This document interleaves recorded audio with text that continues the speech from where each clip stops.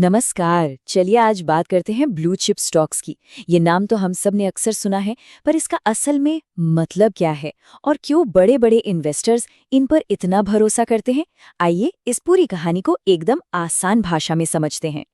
सबसे पहले एक सवाल जो अक्सर लोगों के मन में आता है, जब पूरा शेयर बाजार हिल रहा होता है, तब कुछ कंपनियां ऐसी क्यों होती हैं जिनके शेयर एक तरह से स्टेबिलिटी का सिंबल बन जाते हैं?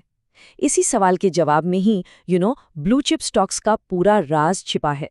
ये लाइन तो पक्का कहीं ना कहीं सुनी होगी, है ना? किसी दोस्त से, किसी टीवी एक्सपर्ट से। ये एक आम धारणा है, पर इस सेफ वाले टैग के पीछे की असल वजह क्या है? आज हम इसी धारणा को एक ठोस पक्की डेफिनेशन में बदलेंगे। तो चलिए शुरू करते हैं।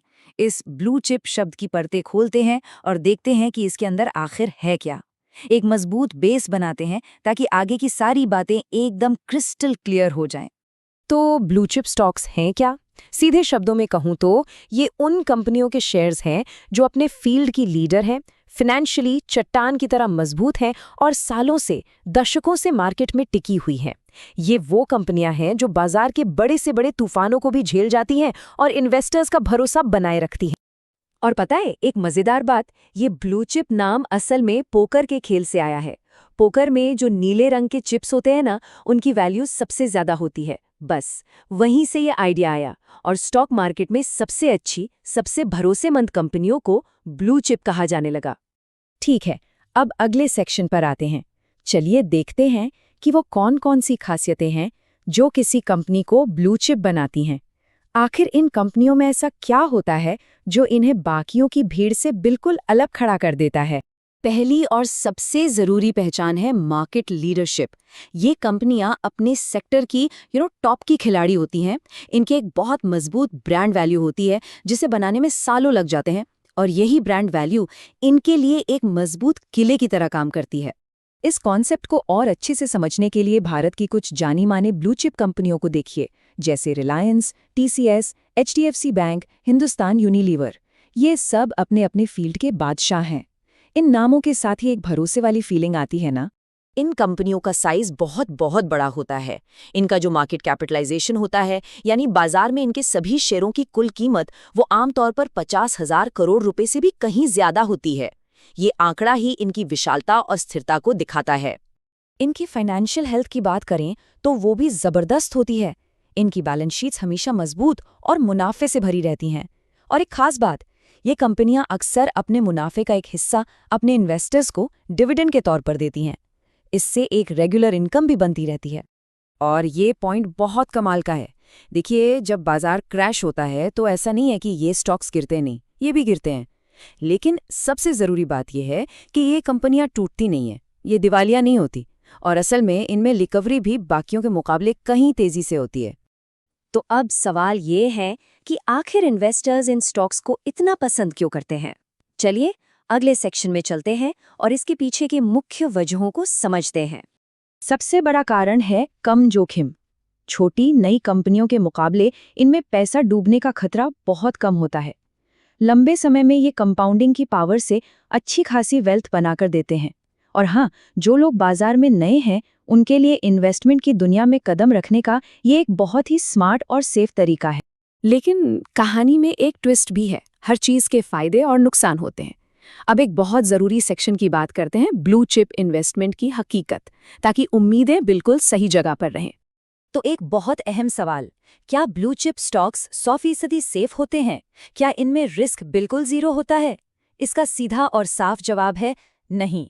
स्टॉक मार्केट में कोई भी इन्वेस्टमेंट पूरी तरह से रिस्क फ्री नहीं होता। यहाँ एक तरह का सौदा होता है जिसे समझना बहुत जरूरी है। ब्लू चिप स्टॉक्स आपको स्टेबिलिटी देते हैं, भरोसा देते हैं, लेकिन इसके बदले में वो आपको रातों रात अमीर बनाने वाले रॉकेट रिटर्न्स नहीं देते। इनका विकास धीमा होता है, लेकिन लगातार और भरोसेमंद होता है। ये टेबल इस फर्क को एकदम साफ कर देती है। पहली लाइन देखिए, जोखिम। ब्लू चिप में ये कम है, जबकि स्मॉल कैप में बहुत ज़्यादा। अब रिटर्न पर आइए। ब्लू चिप में आपको मॉडरेट रिटर्न मिलता है, वहीं स्मॉल कैप में हाई रिटर्न की गुंजाइश तो है, पर वो बहुत ज़्यादा रिस्की है। और आखिर में स्टेबिलिटी। ब्लू चिप बहुत स्टेबल होते हैं, जबकि स्मॉल कैप में उतार चढ़ाव बहुत ज़्यादा होता है। तो अब ये कैसे तय करें कि ब्लू चिप स्ट्रैटेजी किसके लिए सही है? चलिए अगले सेक्शन में इसी पर बात करते हैं कि ये इन्वेस्टमेंट स्टाइल किस तरह के गोल्स के साथ फिट बैठती है। देखिए, अगर कोई लंबे समय के लिए इन्वेस्ट करना चाहता है या बाजार में नया है, ज्यादा रिस्क नहीं लेना चाहता या फिर रिटायरमेंट जैसे बड़े लक्ष्यों के लिए पैसा जोड़ रहा है, तो उनके लिए ब्लू चिप स्टॉक्स एक बेहतरीन विकल्प हो सकते हैं। और हाँ, एसआईपी के जरिए इनमें हर महीने थोड़ा थोड़ा इन्वेस्ट करना भी एक बहुत पॉपुलर तरीका है। इनमें इन्वेस्ट करने के दो मेन रास्ते हैं। पहला, आप खुद रिसर्च करके इन बड़ी कंपनियों के शेयर सीधे खरीद सकते हैं, या दूसरा तरीका जो ज्यादातर लोग अपनाते हैं वो है म्यूचुअल फंड का। Blue chip mutual fund, large cap fund या निफ्टी 50 जैसे इंडेक्स फंड के जरिए इन्वेस्ट करना। इससे रिस्क और भी बढ़ जाता है। चलिए अब अपने आखिरी और सबसे जरूरी सलाह वाले सेक्शन पर आते हैं।